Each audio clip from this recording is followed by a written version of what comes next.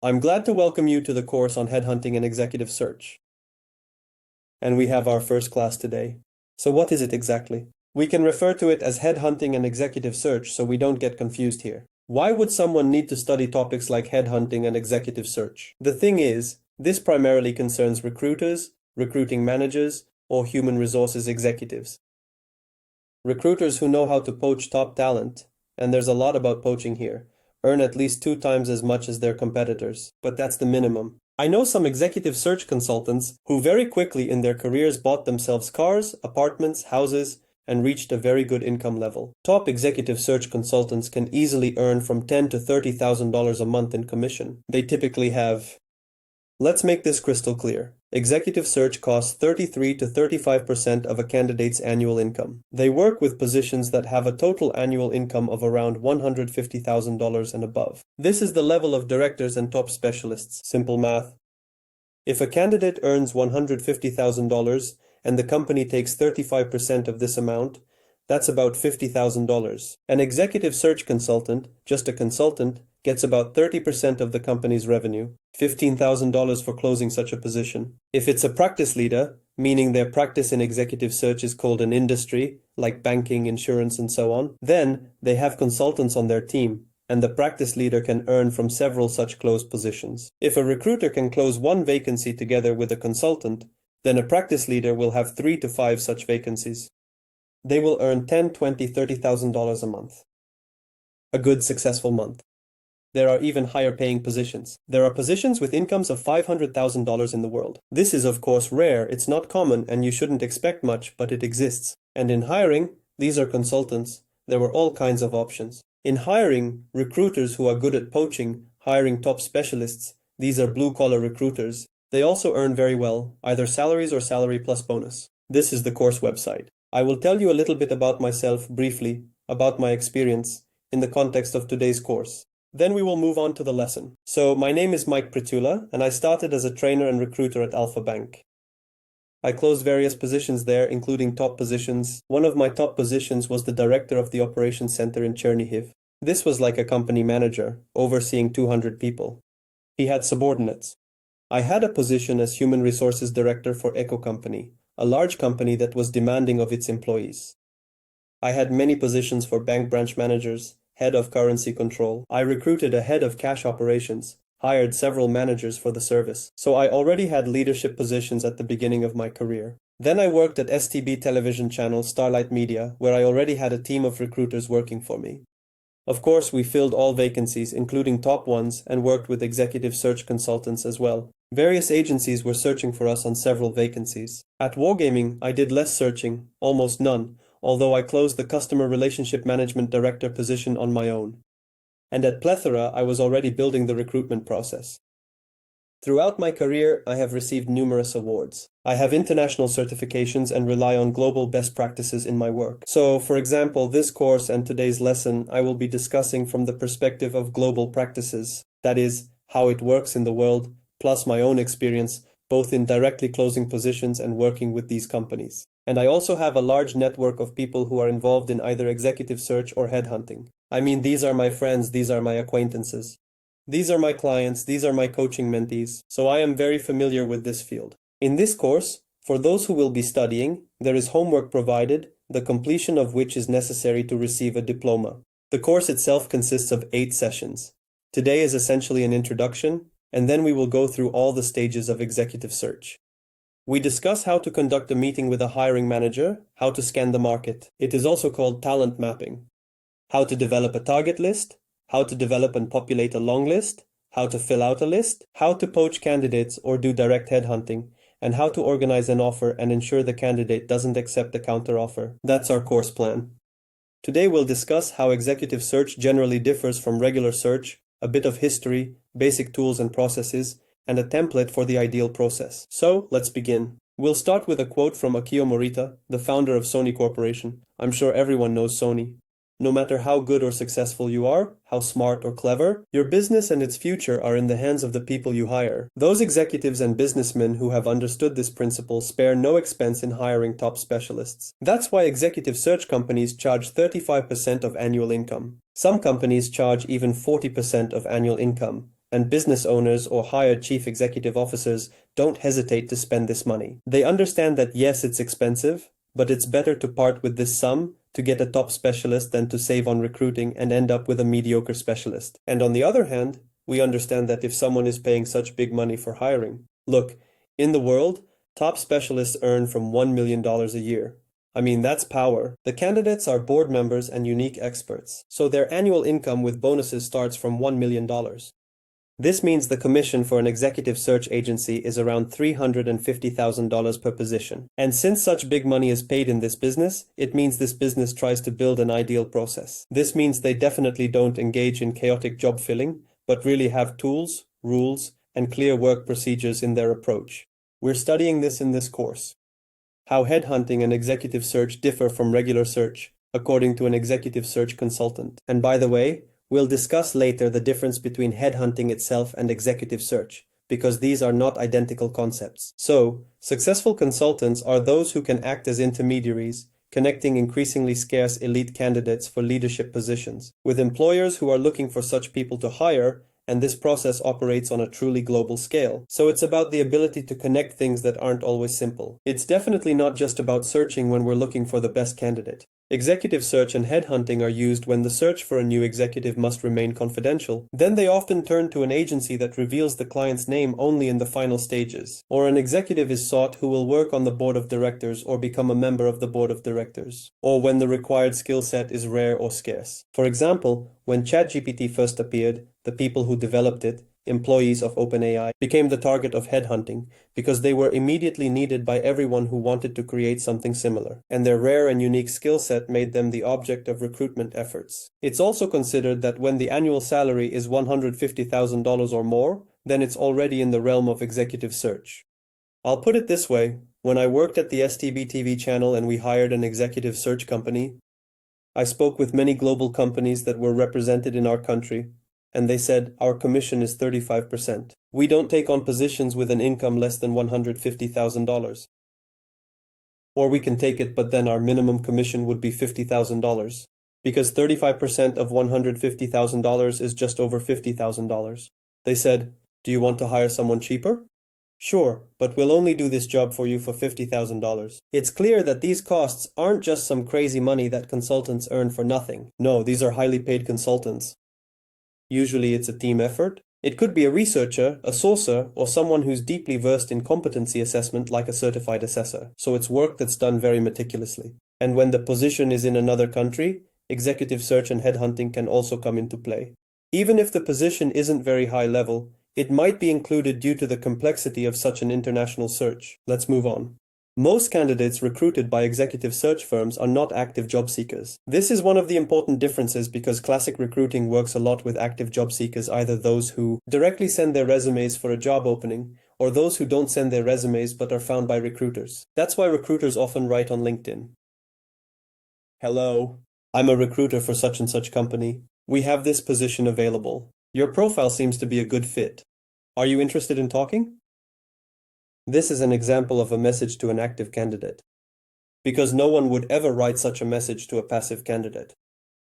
So classic recruiting works with active candidates in one form or another, those who apply themselves or those who are found. Executive search and headhunting. In general, there may be active candidates in the sense that a person has either left their company or is dissatisfied and is already looking around. But this is probably the exception rather than the rule. The majority will still be passive candidates. Moreover, research shows that 80% of candidates are found as a result of the firm's own research, not just searching a contact database. This is also very interesting because this is where the so-called research comes in. It's not just going through a candidate database or searching LinkedIn profiles, it's an analysis. When I first encountered an executive search company, it was Recruiter. I was working at the STB TV channel. Although I had worked with them at Alpha Bank, where they filled vacancies for us, it was really serious at STB. They were looking for a news editor-in-chief for us. This is a very top position for a television station that produces news, because news is very image-driven and highly subject to compliance issues. It's very dangerous to put the wrong thing on air. And when the consultant came to us, she didn't just tell us about the candidates she found. She was telling us information that seemed as if a detective had gathered it about people. She was sharing information gathered from various sources. For example, there's this particular candidate. She's working as the second in command there. But in reality, she's making all the decisions, because the person in the top position is just a figurehead, purely for image. And she's unhappy that they don't want to make her the top person, so she's willing to look around if certain conditions are met. So it wasn't just a simple matter of, here's a candidate, they work there, they do this and that. It's an analysis of what's going on with the person. It's a bit like detective work in a way, the cost of a mistake. Hiring a leader, specifically the right leader, is the biggest opportunity for an organization to improve both performance and culture in one fell swoop. I've seen this happen many times, by the way. But it's often attributed to luck when companies hire some employee or just some manager. And suddenly, the work of the department changes dramatically. Well, it's as if it's blossoming. That is, some previously unattainable results start to be achieved easily, and they easily surpass the old ones. I've observed this many times. For example, when STB TV channel hired a new commercial director. And there, the company's revenue started to grow significantly, even in areas that were previously considered not very promising. For example, sponsorship. Sponsorship on television was often viewed as just this thing. Someone is willing to pay to have a yogurt container placed in this program. Well, come on, let's take that money. And then it turned into a serious source of income. It turns out that sponsorship can generate income comparable to direct advertising. Fresh thinking brought in by a skilled leader can unleash innovation, empower employees, and bring profits to the company. But hiring the wrong leader is a completely different story. A bad hire can fatally wound an organization and cause a ripple effect throughout the entire organization's economy. In other words, the wrong person can even ruin a company, or at least severely destabilize it. Then fixing it can be very expensive. Some key employees will leave, and it will be impossible to get them back. Mistakes will be made in relation to clients and regulatory bodies, which will be very expensive to correct. So it's a very delicate matter. The goal is executive search. By the way, where do these words come from? Executive comes from the word. There's the job title Chief Executive Officer, and this is essentially an executive level manager, executive leader. So that's where the name comes from. Search for executive management.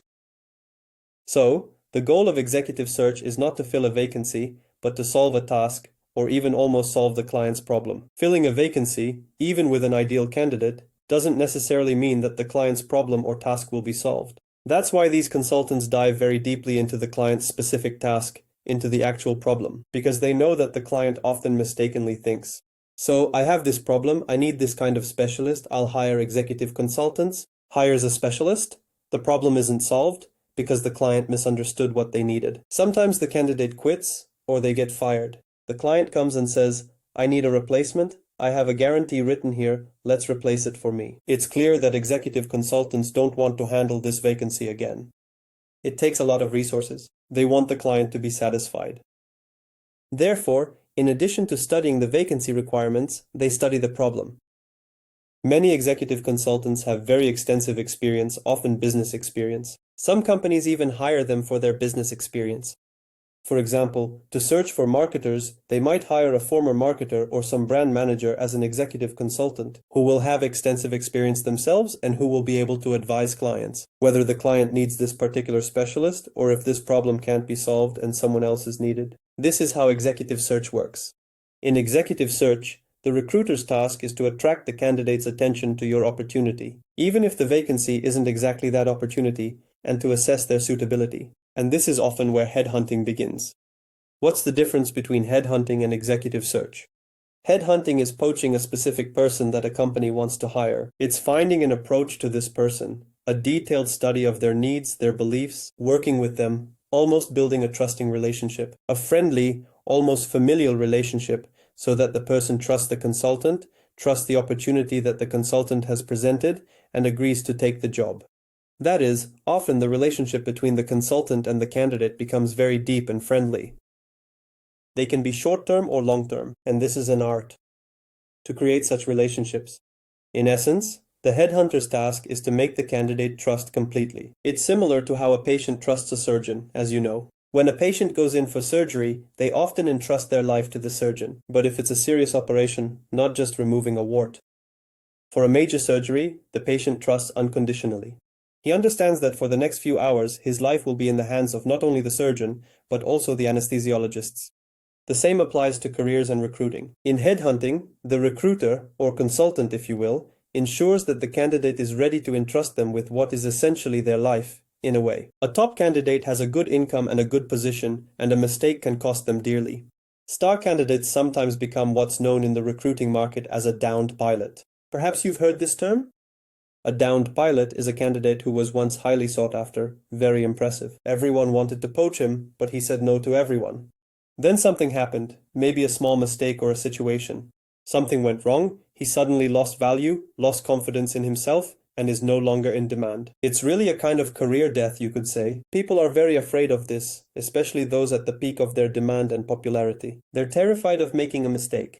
So the headhunter's job is to build a relationship where the person essentially puts their life in the headhunter's hands, saying, "Okay, I trust you, do what's best for me." The triple play, 3 steps to attract the best talent. Determine which knowledge and personal qualities are most important for the role. Figure out how to find people with these skills and qualities, and determine how to hire the person who best meets your requirements. So this part is the client-facing part of the work. It's also different from classic recruiting, where you just accept a job opening, sometimes just by its title, and start searching. Although in many of our courses, I teach recruiters to dive deep into the job request. But for executive search consultants, this is a must. That means really immersing yourself in the client's problems. Understand them, figure out what they are and what kind of person can actually solve them. Often, the executive search consultant knows better than the client who the client needs. It's quite a paradox. Because the client usually doesn't have such extensive experience in hiring candidates. They don't interact with a large number of professionals. They just know their problem, their task. But the executive search consultant really understands what kinds of people are out there, what they're capable of, and what challenges they've solved. That's why they're called, by the way. I use the term executive search consultant. Why the word consultant? Because in addition to filling vacancies, they essentially provide consultations. Next, you figure out how to find people with such knowledge and qualities. In today's world, in the world of social media, people's online activity and networking, it's not really that difficult anymore. Although there are people who aren't on LinkedIn, aren't on social media, they're not active online. Somewhere out there sits a hidden gem, doesn't go to conferences, doesn't speak, doesn't write articles, doesn't use social media, doesn't create profiles, but possesses deep expertise. You need to know how to find these people too. For this, consultants activate their network, they work through recommendations. They call their other candidates and say, "Tell me who you know is the best in this field." I remember when I worked in banking, I knew the banks very well. I interviewed many people. I estimated that during my time at Alpha Bank, I filled 500 vacancies there. So I worked for about 40 months. My standard was 10 to 15 vacancies per month, which gives me about 500 filled positions. To fill 500 positions, you conduct at least 10 interviews per vacancy, minimum. That's already 5,000 interviews. For these interviews, you also need to contact someone, review at least 10 people for each interview. This gives you 50,000 people. So, when I worked at Alpha Bank, I knew the banking industry so well, all the banks. I even had organizational charts with contact information for probably around 30 banks. I collected them. Different people gave them to me. Back then, it wasn't online like it is now. People's contacts were often stored in Excel or Microsoft Word files. I still have these organizational charts. And for several years after I left the bank, a headhunter I knew would call and say, "Tell me who you know is the best in this field." I'd say, "Well, there you go, thanks. And in this area, it's so and so." And the third part is about headhunting, figuring out how to hire the person who best meets your requirements. So in headhunting and in executive search, there's often a situation where you've understood who the client needs. You've found this person. But this person isn't keen on changing jobs yet, and they're a perfect fit. And you might even realize that your position is better for this person than their current job, but you need to convince them. I also remember when I worked at Alpha Bank, I had several such cases. For example, I had a candidate from Bank. I knew he was earning $1,000 there. Basically, he was working in not so great conditions, while we offered $2,000 from the start, with the potential to reach $2,500 over time, plus we had advanced technologies, a great team, and a nice office. I understood it would be better for him. When a person is afraid, set in their ways, he was a grown man, around 50 years old, and you kind of see that he's a good fit. And you know he's suitable. And you understand that it will be better for him, and it's good for his career, but you need to somehow make the connection.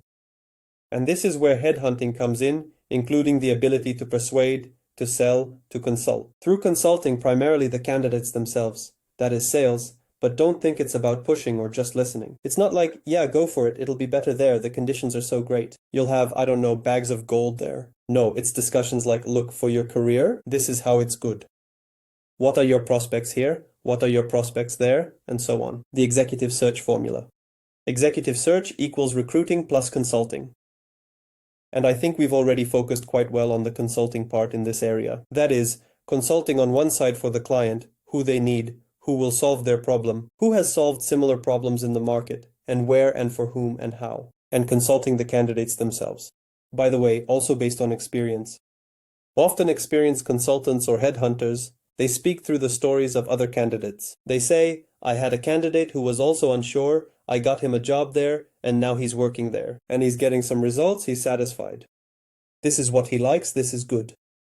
That's why you'll do well here too. So we consult this side and that side. And of course, you need to be sure that this candidate will do well here. In executive search, there's no such thing as a consultant seeing that it would be bad for the candidate, that they're trying to trick them. No, because like in regular recruiting, there are some guarantees here, and because the commission is large, there can be guarantees. But while in regular recruiting, guarantees might be 6 months with free replacement, in executive search, it could be a year-long guarantee replacement. So, of course, no one wants the person to leave within a year. The main differences: consulting in determining the company's needs, we've discussed in detail. More thorough preparation for candidate search, searching not for a specific number of candidates to fill the funnel, like 300, but for all who meet the target criteria, so there are no limitations here.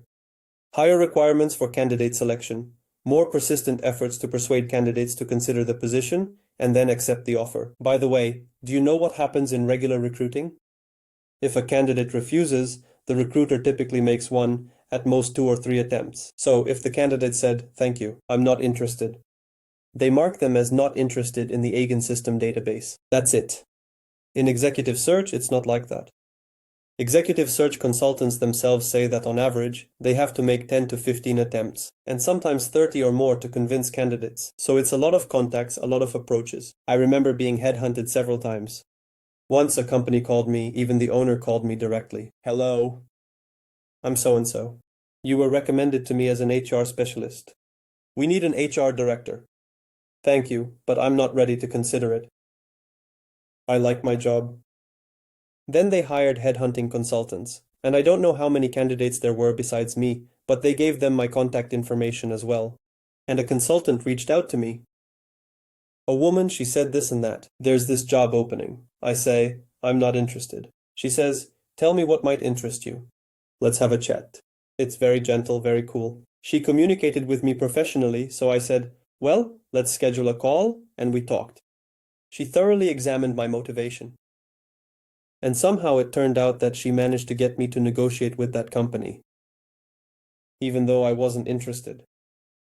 Fortunately, nothing worked out, partly because I wasn't interested. But these are more thorough attempts to interest candidates, rather than just trying once and giving up if it's a no. Another difference is consulting the client about the market situation, what candidates exist, their motivation, and compensation profile. In executive search consulting, those who have been working in this market for some time know the candidates well. They know the market, and they can tell you a lot about the candidates right off the bat. That's really cool, of course. And even those who are in hiring, and many companies at their peak growth. When a company is actively developing, they even create internal positions, either a senior recruiter, or they might even call it something like hunter. And within the company, there might be someone with expertise who is well versed in the top candidate market. The difference, which is also interesting for your understanding, is what sets it apart. So, this represents all existing candidates in the market. It's a big circle. For example, a project manager. Let's take such a position, universal, present in every company, very popular. Here are all the existing project managers in the market, thousands of people. That's the big pink circle. Executive search doesn't target them specifically, but rather encompasses them as a whole. There's, for example, a blue circle. All available candidates who are potentially open to offers. Yes, that's targeted recruiting. The task is to quickly find and work through candidates. There's a portion of candidates who have posted their resumes on job sites. This is mass conventional recruiting, working through the site. But we see that on job sites, not everyone who is potentially open is present. So often people are in this kind of, sluggish ongoing search, inactive search. They visit, browse vacancies, Or, for example, they don't browse vacancies, but when someone says, "Don't you want to take a look?" they might look. There are candidates who are, so to speak, "I'm fine." They're not active, they're not open. Here you need talent to make a person who isn't ready and hasn't thought about changing jobs to actually change. Types of candidates and search methods. So, active candidates in the market are considered to be about 20%. They're looking for jobs themselves. Of course, this is classic recruiting.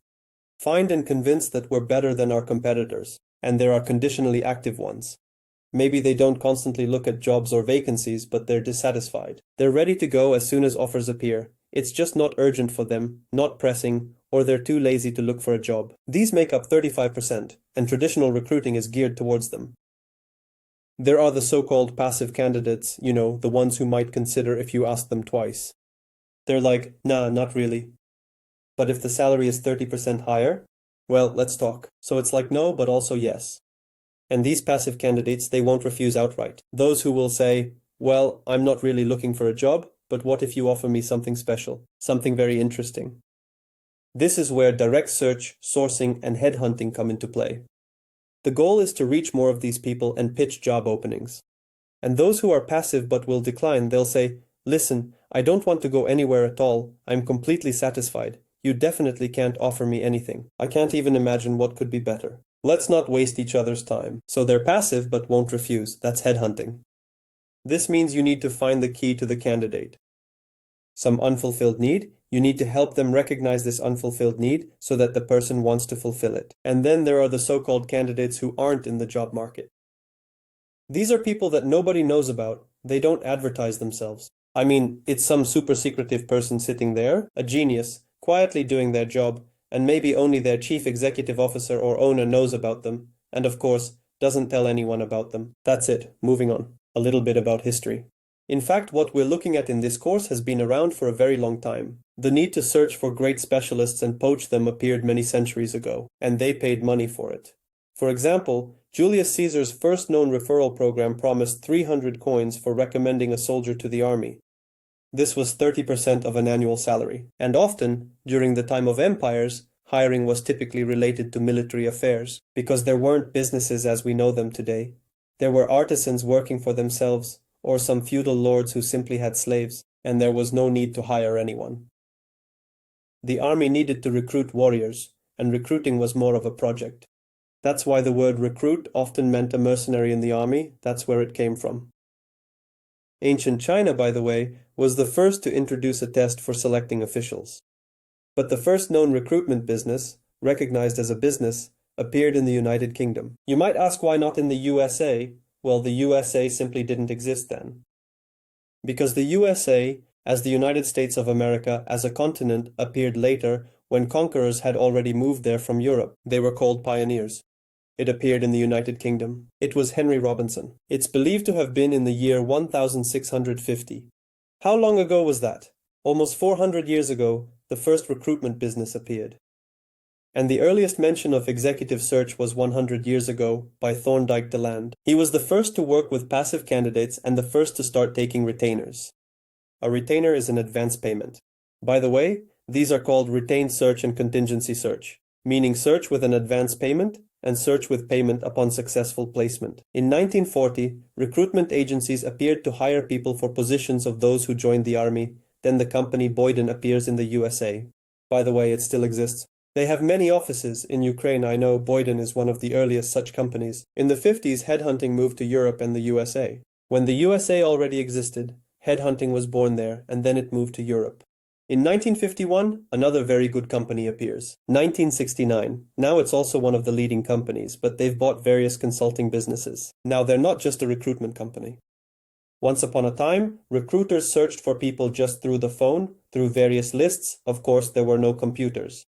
Job sites appeared much later, in 1995, and it wasn't until 2000 that the internet became such a good source for recruiters. Many techniques in recruiting appeared before the advent of the internet, before the appearance of computers. The Big Five, which had already formed by 1985, each of these agencies was already earning about $30 to $60 million a year by 1985 and fulfilling 1,600 orders for management positions. Basic tools and process. So, in the world of executive search, there are tools, such as obtaining a quality job specification for recruitment. This is MPC, most placeable candidate. This so-called A player involves conducting the search, creating a search map, compiling a target list, and sourcing, creating a long list, short list, the actual hunting, using scorecards, and making cold calls. Nowadays, it's more about cold emails. Yes, they now include reference checks, background checks, and job offers. So these are the tools and processes we study in the course. So this is how the process looks. First, there's preparation, then the search begins, starting with finding target companies and professionals, prioritizing, obtaining profiles or resumes, interviews with the recruiter, interviews with the client, making offers, and supporting the transition. And there's headhunting here, there's sourcing that helps. We cover all of this in the course.